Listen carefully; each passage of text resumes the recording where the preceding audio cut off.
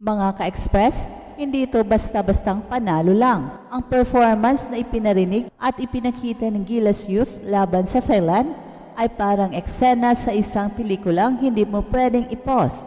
Mula sa unang segundo hanggang sa huling buzzer, para silang kinoryente, umatake, umatras, umatake ulit, at sa bawat tira, bawat pasa at bawat steal, ramdam mong hindi lang simpleng basketball game ito. Isa itong pahayag, isang mensahe, at ang mensaheng ito, handa na ang bagong henerasyon ng Gilas para gulatin ang mundo. Sa pagbukas pa lang ng laro, parang may dinig ka ng kidlat. Boom! Cabanero agad ang sumulong sa Thailand sa isang blazing fast break. Unang 2 puntos, dederetso, parang sinabihan lang na simulan mo na ang fireworks. Pagkatapos, wala pang ilang segundo, swak agad ang tres mula kahit sino. 5-0 agad at hindi pa sila nagsimula sa tunay na gigil.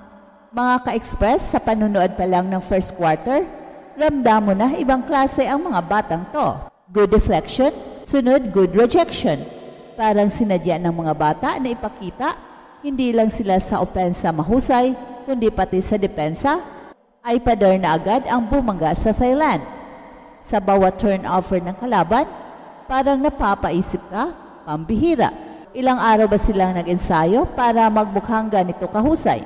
Dahil bawat steal, bawat pasa calculated, hindi basta sipag lang, kundi may sistema, may direksyon. Muling humarurot si Alyare at binugbog ang net mula sa labas. Isang triple na parang palaso sa dibdib ng depensa ng Thailand. At nung ninakawan na naman ng bola, si Cabanero para sa isa pang easy 2 points, doon mo na mararamdaman na parang may ambisyon ang bawat kilos ng Gilas Youth.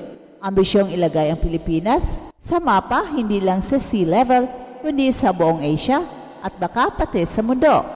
Hindi lang sila takbuhan sa tres mga ka-express, may finesse, may IQ, may plays na akala mo senior team na ang gumagalaw. Sa isang pagkakataon, si Alani parang naglaro ng chess, pinasa sa tamang anggulo, at si Garino naman parang kabisado na kung saan pupunta ang bola. Easy deuce.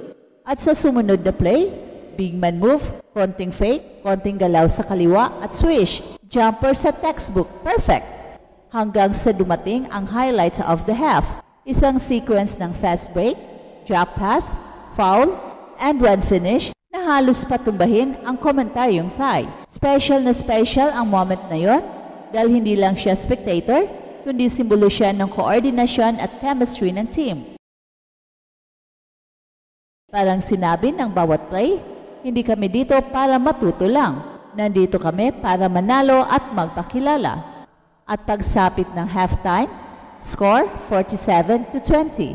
So isipin mo yan mga ka-express, 2 beses mahigit ang lamang. At kung akala mo na mag-relax ang Gilas Youth sa second half, nagkamali ka. Pagbalik nila, may baon pa silang apoy. May mga play na parang galing sa NBA 2K, one-hander mula sa ilalim, tres off the glass, floater na parang may remote control, at syempre, transition steal na parang hinulaan na nila kung saan mapupunta ang bola. Hindi nakabilang kung ilang beses sila nakapuntos mula sa good pass. Hindi selfish ang laro, laging may extra pass, laging may tiwala sa kakampi, at sa bawat pasa ay nagresulta sa puntos at kita mong may connection ang team na to, hindi lang sa court kundi sa puso. At pangatlong quarter pa lang, umabot na sa 33 points ang Thailand. Pero kahit pa paunti-unti silang nakakabawi, hindi natinag ang Gilas Youth.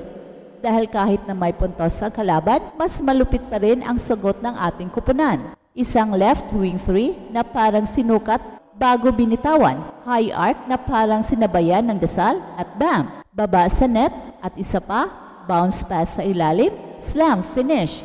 May finesse, may tapang at may diskarte.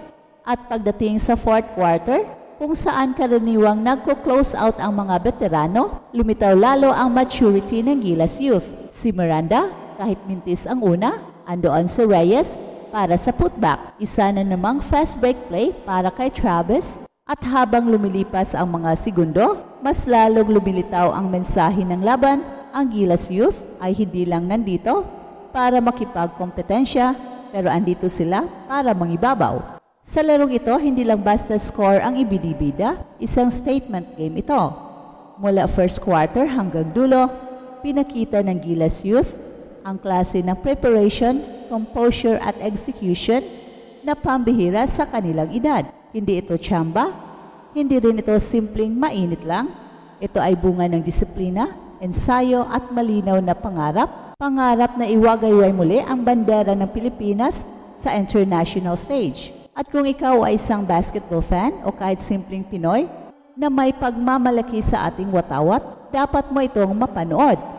Dahil sa bawat dakdak, bawat steal, bawat pasok ng bola, andoon ang puso ng kabataang Pinoy na ayaw magpaape. At kung ganito kagigil ang Gilas Youth ngayon, ano pa kaya sa mga susunod na taon? Sa larong naganap kontra Thailand, pinatunayan ng Gilas Youth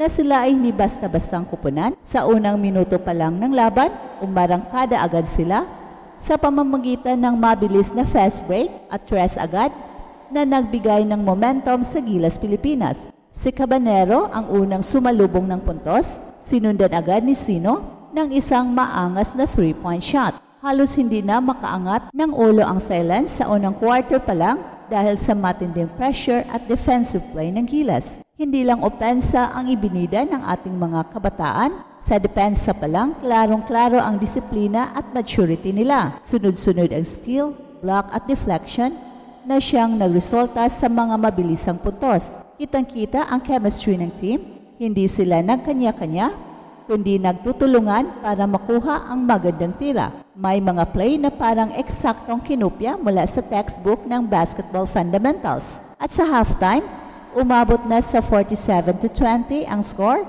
pabor sa Gilas Youth, at lalo pa itong lumobo pagdating sa second half. Bagamat unti-unting nakakabawi ang Thailand, hindi sila binigyan ng pagkakataong tuluyang makabangon. At sa third quarter, mas lumitaw ang maturity ng Gilas Youth, may high arcing threes, no-look passes at clean finishes sa ilalim. Sobrang bilis ng galaw at sobrang linis ng execution, kaya hindi nakaporma ang kalaban. At pagdating sa fourth quarter, tuloy-tuloy pa rin ang dominasyon kahit yung mga substitutions ay may kalidad pa rin ng laro. Sina Miranda, Reyes at Travis ay nagpakitang gilas pa rin hanggang dulo. Hindi ito simpleng blowout win, ito ay statement game. Ang ipinakita ng Gilas Youth ay hindi lang galing, kundi determinasyon at puso ng isang kupunan na gustong dalhin ang Pilipinas sa bagong antas ng basketball. At ito ang Express Info na kung saan bawat kwento, ginulat ang mundo. And don't forget to like and subscribe.